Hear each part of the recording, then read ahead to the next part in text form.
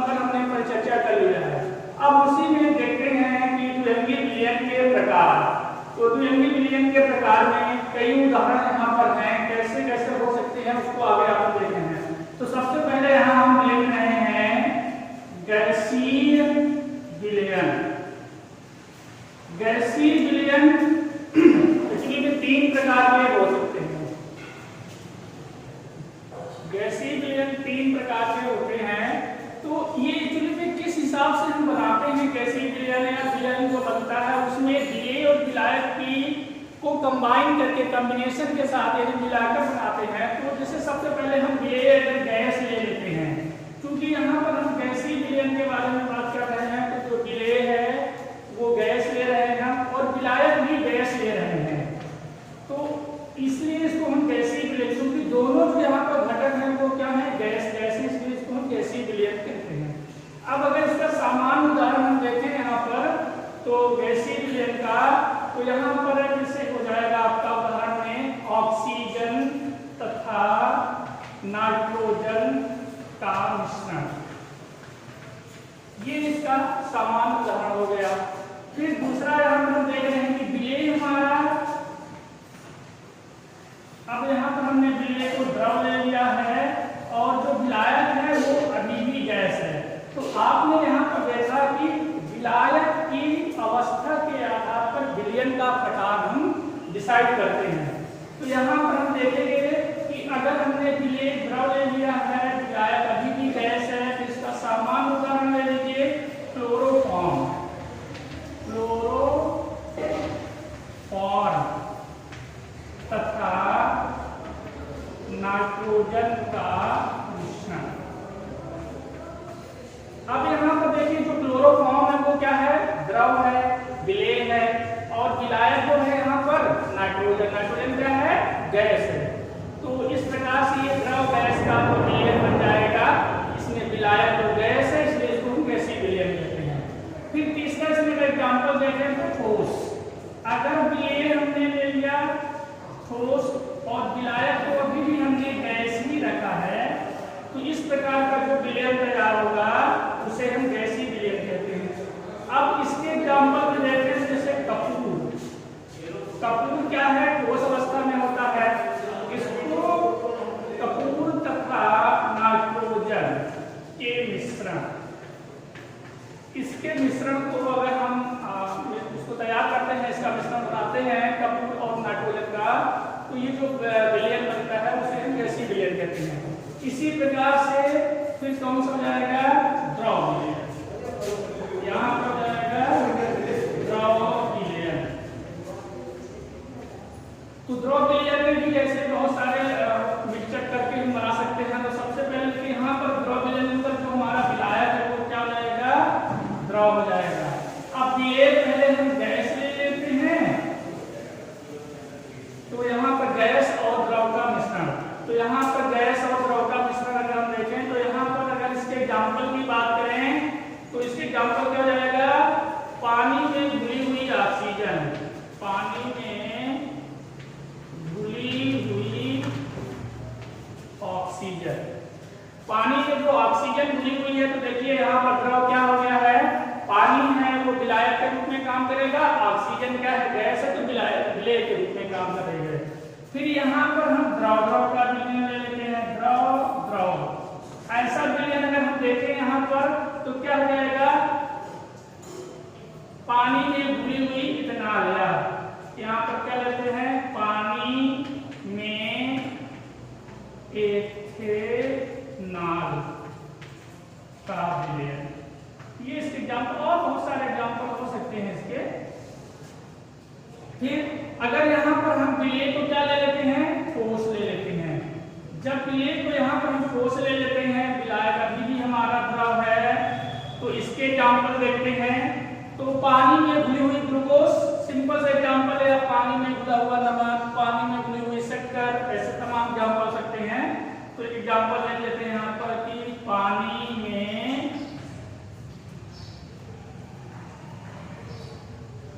Glucose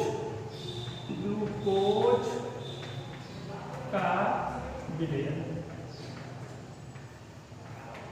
अब यहाँ पर प्रकार में तीसरा है, जैसे आपने गैसीय विलयन पढ़ लिया, द्रव विलयन पढ़ लिया, अब यहाँ पर ठोस विलयन। अब यहाँ पर अगर हम देखें तो इसमें क्या रहेगा, जो विलायक है वो हमारा ठोस रहेगा। तो यहाँ पर हमने ठोस ले लिया है, और जो हमारा विलेय है वो क्या है, गैस है। अगर इसके एग्जाम्पल देखें, यानी कि यहाँ पर हमारा जो विलेय है वो गैस हो, विलायक जो है हमारा ठोस हो, तो अगर उसके एग्जाम्पल इन दोनों का जो मिश्रण होगा, वो अगर मिश्रण होगा वो क्या बोला जाएगा, ठोस विलेय बोला जाएगा। अगर इसके एग्जाम्पल देखें तो यहाँ पर जाएगा हाइड्रोजन का पैलेडियम के साथ विलयन। यानी कि आपने पढ़ा भी होगा या सुना होगा कि जो पैलेडियम है, एक धातु है जो ठोस अवस्था में होती है, उस पर हाइड्रोजन गैस क्या होती है, अवशोषित हो जाती है। तो इसके अवशोषण के कारण वो एक विलयन का रूप धारण कर लेती है, जिसे हम ठोस विलयन कहते हैं। फिर अगर यहाँ पर हम द्रव ले लेते हैं और यहाँ पर ठोस ले लेते हैं, तो यहाँ पर द्रव और ठोस, तो द्रव अगर हमारा यहाँ पर मरकरी अगर हम ले लेते हैं, और ठोस क्या लें, सोडियम। तो यहाँ पर मरकरी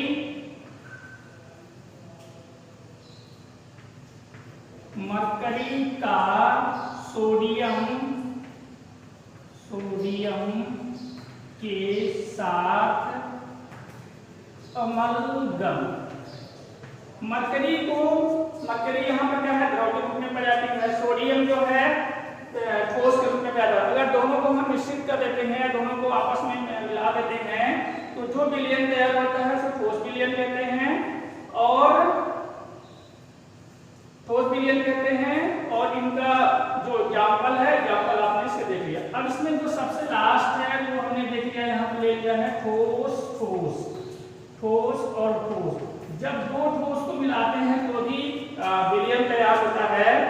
तो इसके एग्जाम्पल हम ले लेते हैं कॉपर तथा सोने का विलयन। तो इस प्रकार से हमने यहाँ पर देखा कि विलयन जो है 9 प्रकार के होते हैं। ये किस आधार पर डिसाइड होते हैं, ये विलायक की अवस्था के आधार पर। देखिए विलायक की अवस्था यहाँ पर तीनों में क्या है, गैस है, फिर यहाँ पर द्रव है और यहाँ पर ठोस है। तो इसके आधार पर हम विलयन के प्रकार को डिसाइड कर लेते हैं। अब आगे हम चलते हैं, आप लोग इसको स्क्रीनशॉट ले सकते हैं, एक बार नोट कर लीजिएगा इसको। फिर आगे देखिए इसको हम, अब जो विलयन है, विलयन में जो विलयन की सांद्रता को कैसे हम मापें, सबसे इंपॉर्टेंट जो है। अब यहाँ से आपका चैप्टर में काफी चीजें जो ध्यान देने लायक हैं, और यहाँ से हम चीजों को थोड़ा सा देखेंगे जिन पर एग्जाम्पल्स आपको आगे कराया भी जाएगा क्लास में, और सवाल भी पूछ जाते हैं परीक्षा में। तो आइए देखते हैं। तो यहाँ पर देखते हैं विलयनों की सांद्रता को व्यक्त करना। अब यहाँ पर जो विलयन है उसकी सांद्रता तो किस प्रकार से हम व्यक्त कर सकते हैं, किस प्रकार से बताते हैं। तो एक्चुअली जो सांद्रता वर्ड है, अभी आगे अपन देखेंगे इसके बारे में डिटेल में, लेकिन छोटा सा आपको जानकारी यहाँ पर देना चाहते हैं कि सांद्रता का मतलब एक्चुअली में ये है कि जो विलयन में क्या होता है, संगठन जो विलयन का है, ये संगठन का मतलब क्या है, यहाँ पर मतलब ये है, इसको आप इंग्लिश में कंपोजिशन भी कहते हैं। इसका मतलब है वो विलयन किन किन चीजों से मिलके बना हुआ है, और उन चीजों जो उसके अवयव हैं या घटक हैं, उन घटकों को हम कैसे व्यक्त करेंगे, कैसे पता कर पाएंगे कि इसका विलयन में कितना हिस्सा है। तो एक्चुअली में वही चीज हम व्यक्त करने के लिए यहाँ पर सांद्रता को परिभाषित कर रहे हैं। तो देखते हैं यहाँ पर इस संगठन को कैसे व्यक्त करते हैं। तो जो सांद्रता है, विलयन की जो सांद्रता है, उसको व्यक्त करने के लिए हमारे पास दो तरीके हैं। तो यहाँ पर मैं थोड़ा सा चार्ट के फॉर्म में इसको एक्सप्लेन कर दूं आपको। जो विलयन की सांद्रता है, इसको हम दो तरीके से व्यक्त कर सकते हैं। दो तरीके से व्यक्त कर सकते हैं। एक तो तरीका यहाँ पर ये है कि इसका गुणात्मक, ठीक,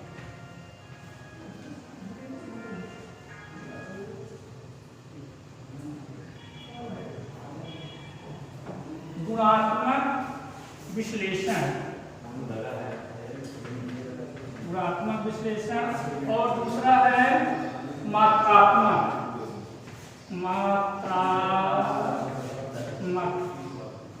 विश्लेषण।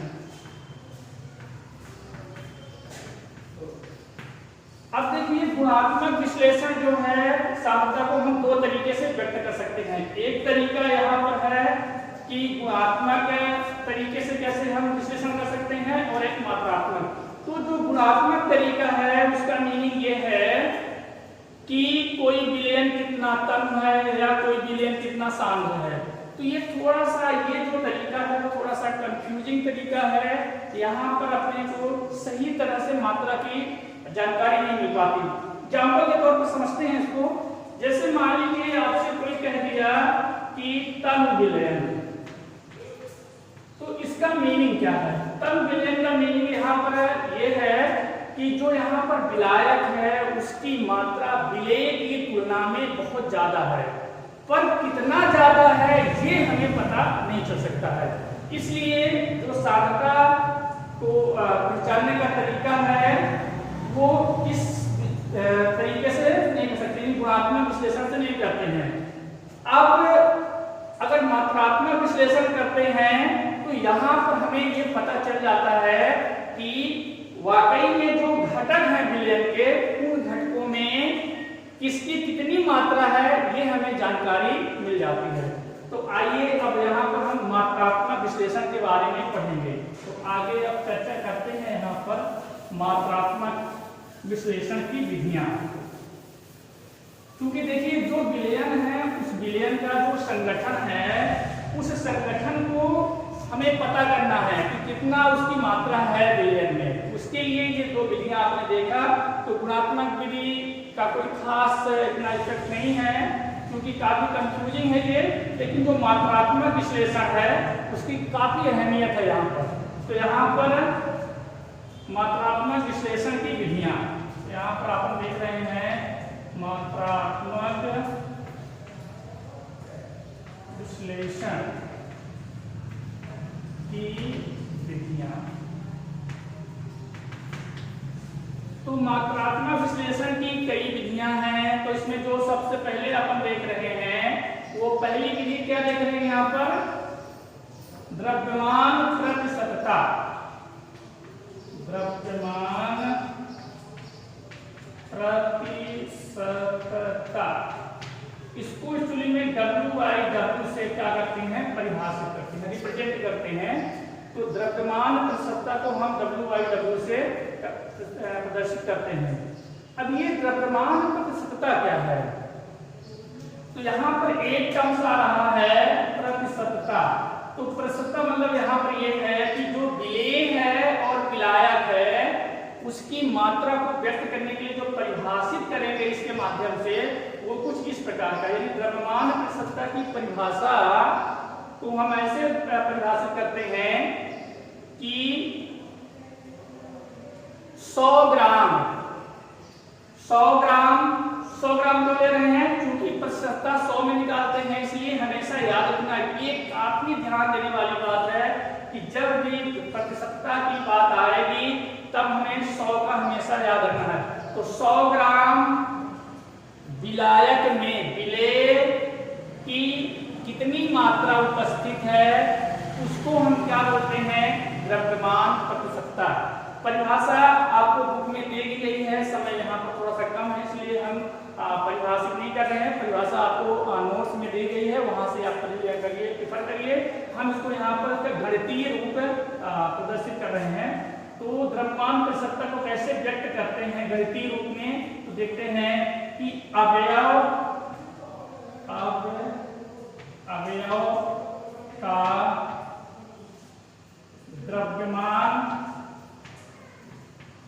द्रव्यमान प्रतिशत बराबर, अवयव का द्रव्यमान प्रतिशत बराबर, यहां पर क्या हो जाएगा, अवयव का द्रव्यमान बटे विलयन का कुल द्रव्यमान, विलयन का कुल द्रव्यमान इंटू 100 जाएगा। तो इस तरह से द्रव्यमान प्रतिशतता को हम गणितीय रूप में व्यक्त करते हैं। अब अगर यहाँ पर इसकी हम इकाई की बात करें तो देखिए ये भी द्रव्यमान है, ये भी द्रव्यमान है, तो दोनों की जो इकाई है वो द्रव्यमान का क्या होता है, ग्राम या किलोग्राम में होता है, तो वो कट जाएगा, इसलिए अवयव का जो द्रव्यमान है इसकी कोई इकाई नहीं है, द्रव्यमान प्रतिशतता की इकाई नहीं होती है। अब सबसे बड़ी बात यहाँ पर है कि हम किन विलयनों को इस रूप में व्यक्त करते हैं, तो एक एग्जाम्पल से समझते हैं। अगर यहाँ पर हम एग्जाम्पल लें इसका, और अगर आपको स्टेटमेंट में कह रहा है कि जल में उपस्थित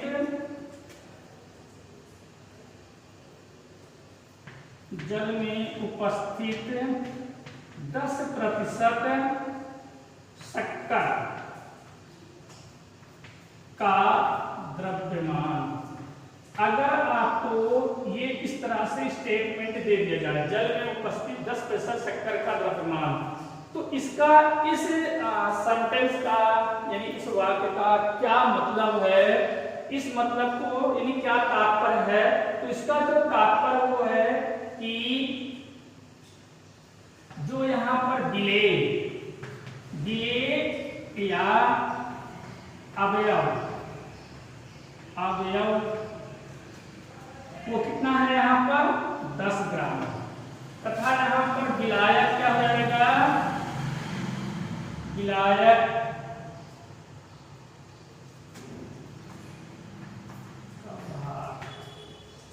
या द्रव्यमान आप लिख सकते हैं, यहाँ पर द्रव्यमान देते हैं, ठीक है। विलेय या अवयव का द्रव्यमान कितना जाएगा 10 ग्राम। शेष जो बचा, क्योंकि प्रश्न में है तो 100 टोटल होगा, तो 100 में 10 हमने निकाल दिया, तो विलायक का भार यहाँ पर कितना हो जाएगा, विलायक का भार यहाँ पर जाएगा 90 ग्राम। तो इस तरह से इस जो लाइन का मीनिंग है वो यहाँ पर आपको इस तरह से प्राप्त हो जाएगी। और इस इकाई का जो एक्चुअली में उपयोग है वो न्यूमेरिकल्स में काफी स्टेटमेंट में ऐसा लिख दिया जाता है और आपके लिए काफी कंफ्यूजिंग रहता है, तो उससे बचने का जो सबसे सिंपल तरीका है, इस उदाहरण के माध्यम से आप उसको समझ सकते हैं। अब इस इकाई का जो उपयोग है, अब देखते हैं इस इकाई का उपयोग कहाँ करते हैं, यानी कि इस विधि का ये जो द्रव्यमान प्रतिशतता है इसका उपयोग कहाँ पर करते हैं। तो अगर हम उपयोग की बात करें यहाँ पर, तो इसका उपयोग कहाँ पर जाता है, जो हमारे उद्योग होते हैं, उद्योगों में इसका काफी उपयोग जाता है। एग्जाम्पल के तौर पर जैसे जो ब्लीचिंग का सॉल्यूशन आता है, तो उस ब्लीचिंग सॉल्यूशन में जो सोडियम हाइपोक्लोराइड होता है, सोडियम हाइपोक्लोराइड होता है, वो 3.64 ग्राम के आसपास होता है।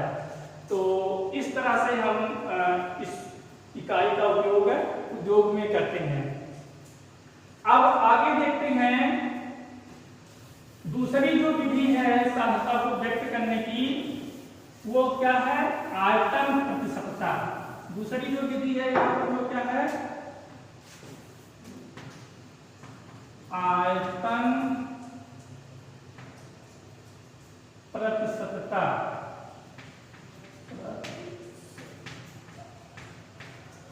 आयतन प्रतिशतता, तो यहाँ पर आयतन प्रतिशतता का मीनिंग क्या है कि यहाँ पर जो विलेय है और विलायक है, दोनों का अगर आपको आयतन दिया हो, विलेय विलायक का अगर आपको क्या दिया हो, आयतन दिया हो, यानी कि वो क्या हो, दोनों के दोनों किस रूप में हो, द्रव रूप में हो, दोनों को दोनों किस रूप में हो, द्रव के रूप में हो। अगर ऐसा विलयन जिसमें विलेय और विलायक दोनों द्रव अवस्था में होते हैं, उन विलयनों की सांद्रता को व्यक्त करने के लिए हम आयतन प्रसक्ता को यूज करते हैं और इसको V/V से हम क्या कर सकते हैं, प्रदर्शित करते हैं। तो अगर यहाँ पर हम इसको परिभाषित करना चाहें गणितीय रूप में, पहले तो परिभाषा बता दें कि वह मिश्रण जिसमें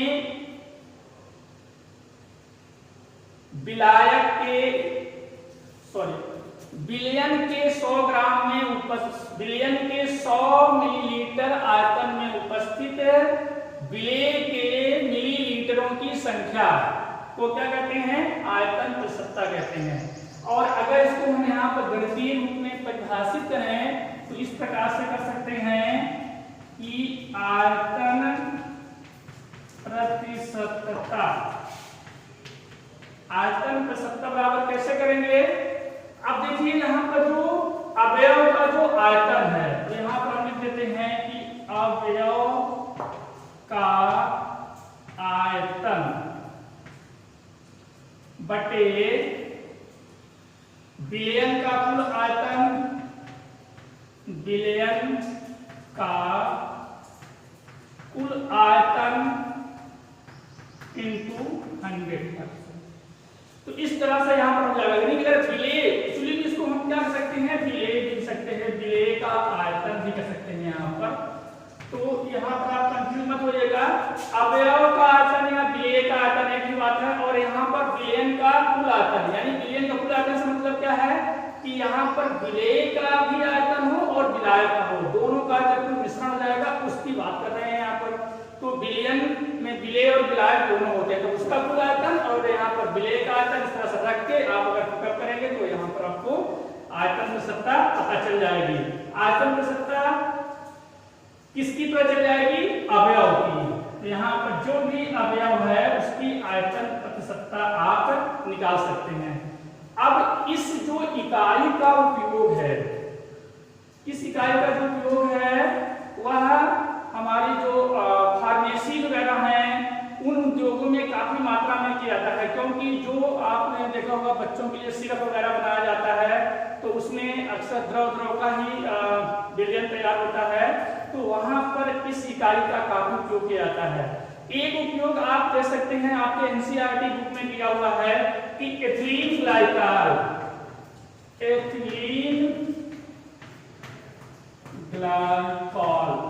एथिलीन ग्लाइकॉल एक ऐसा सॉल्यूशन है, ऐसा विलयन है जो आपका गाड़ी का रेडी वाटर होता है, यानी गाड़ी को जो इंजन होता है उसकी कूलिंग के लिए, उसके कूलिंग के लिए ये उपयोग किया जाता है। और इसका जो घटक पता करना है एथिलीन ग्लाइकॉल का, तो हम इस विधि द्वारा कर सकते हैं। आगे देखते हैं यहाँ पर आयतन प्रसक्ता के बाद यहीं तक करते हैं। नेक्स्ट जो विधियां हैं वो हम अगले वीडियो में आपको बताएंगे, और जो कोई आपको दिक्कत हो तो आप कमेंट करिएगा, उसका जवाब आपको दिया जाएगा। ठीक है, धन्यवाद।